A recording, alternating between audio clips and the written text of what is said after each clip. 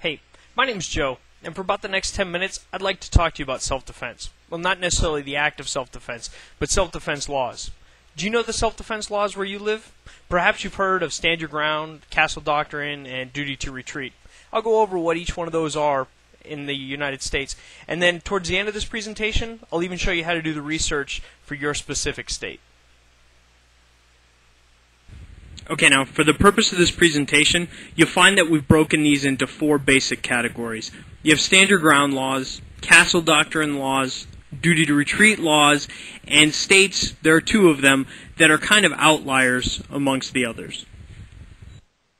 Now, stand your ground is essentially when a person who is involved in a lawful activity and is attacked by another person, he or she has no duty to retreat and has the right to stand his or her ground. Now, this is specifically out of the Florida law, but most states include verbiage similar to this. They have the right to meet that force with force, including deadly force, if he or she reasonably believes it is necessary to do so to prevent death or great bodily harm to himself or herself or to another, or to prevent the commission of a forcible felony, such as rape or robbery. Now, this doesn't necessarily mean shoot first, as some blogs and news agencies have reported. This person who still has to have a reasonable belief that their life is in danger at this point, and that the only recourse is to use deadly force in order to apply this law. Let's take a look at the states with stand your ground laws. Florida's been in the news quite a bit, and so is Texas, but we've also got Georgia, Alabama, Mississippi, Louisiana, Tennessee, Kentucky, Indiana, Maryland, Pennsylvania, New Hampshire, Oklahoma, Colorado, Montana, Utah, Arizona, and Nevada. Okay, now, the castle doctrine. This is one that provides that if someone is attacked in their own home, that they can use reasonable force, and that includes up to deadly force, to protect their life or someone else's. It goes back to English common law, which is that a person's castle is their home is their castle. Now, this is taken out of some research that was done by the state of California when they were looking at other states' bills.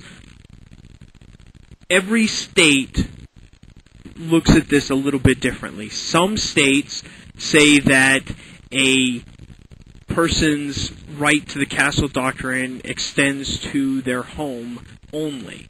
Others say that it extends to their home and their place of business, while some go so far as their car, and there are others that actually include the defense of a child, in the case of a parent or a teacher, anywhere. The states that have castle doctrine are Alaska, Hawaii, California, Oregon, Idaho, Wyoming, North and South Dakota, Kansas, Missouri, Illinois, Wisconsin, Montana, Michigan, Ohio, West Virginia, South Carolina, North Carolina, Delaware, New Jersey, Connecticut, Rhode Island, Massachusetts, New York, and Maine.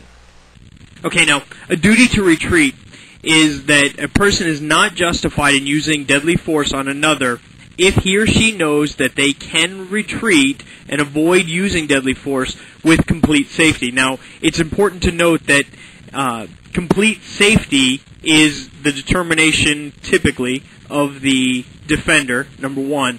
And number two, that this law that I'm quoting here actually comes from jury instructions for the state of Connecticut, which is a castle doctrine state. So there's an exemption to this law that provides no requirement to retreat for a dwelling.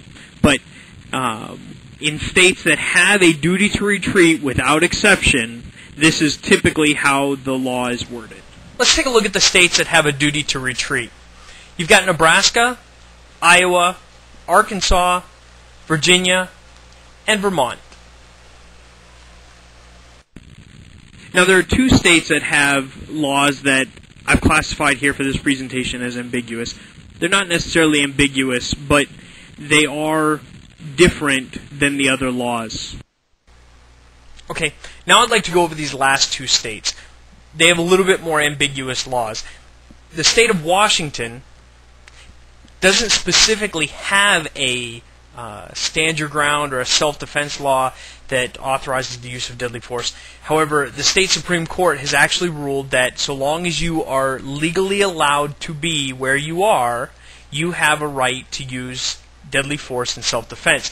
So this is very similar to a stand your ground law state such as Florida or Georgia or Texas. The state of New Mexico has a stand your ground style law, but it also has an exemption for the defense of property, but they've specifically ruled that you can't use deadly force in cases of trespassing only. Okay, let's take a quick look at the self-defense device of pepper spray. All 50 states allow for the purchase and possession of pepper spray, but there are a few that have restrictions on certain aspects of it. For instance, Massachusetts has to be purchased from a licensed firearm dealer in that state. The state of Michigan requires that it can be no greater than a 2% concentrate, and that CS is the only tear gas that's accepted and can't be any larger than 35 grams, and you can't combine a CS-OC combination. New York has to be purchased from either a firearms dealer or a licensed pharmacist in that state, as well as New Jersey has the same law. In the state of, or the District of Washington, Washington, D.C., it has to be registered with the D.C. Metro Police. California has a requirement that it's no greater than 2.5 ounces of net weight of aerosol. And the state of Wisconsin allows for no tear gas or UV dye or combination sprays. Again, no OC-CS combination. And that OC can be no stronger than 10% solution, and the can must be between 15 and 60 grams only, and it must have a safety feature like a lock or some sort of device like that. Okay, Taser is restricted in several states, and those are New Jersey, Hawaii, Massachusetts, Michigan, New York, Rhode Island, and Wisconsin.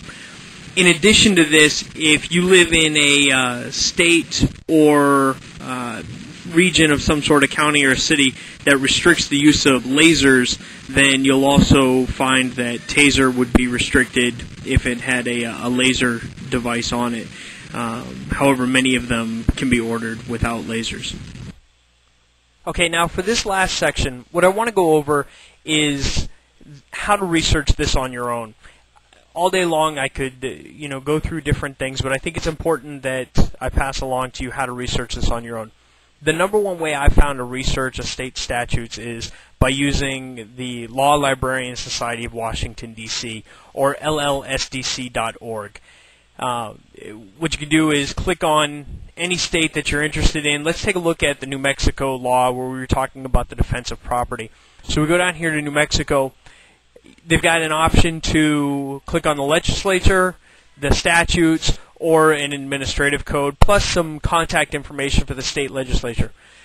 Click on the statutes, and when it comes up, you can see I've already researched it and brings it to a defense of property. But almost every state has some sort of a search bar, and you can put in there dangerous weapons, for instance. This one popped up with school, but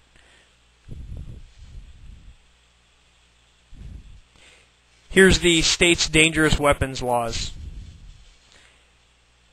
If I want to learn about the use of deadly force, I put in the keyword of force, and it'll give me everything that has anything to do with force. But here I have justification and defenses. Click on defense of property, or there's also self-defense, deadly force, so on and so forth. Defense of property. Take a look here at the deadly force may be used to protect a person's real property if the interference with the property is accompanied by deadly force. Well, I hope this presentation gave you a little bit better understanding of the self-defense laws where you live. Thank you very much for your attention, and if you have any questions, don't hesitate to email me.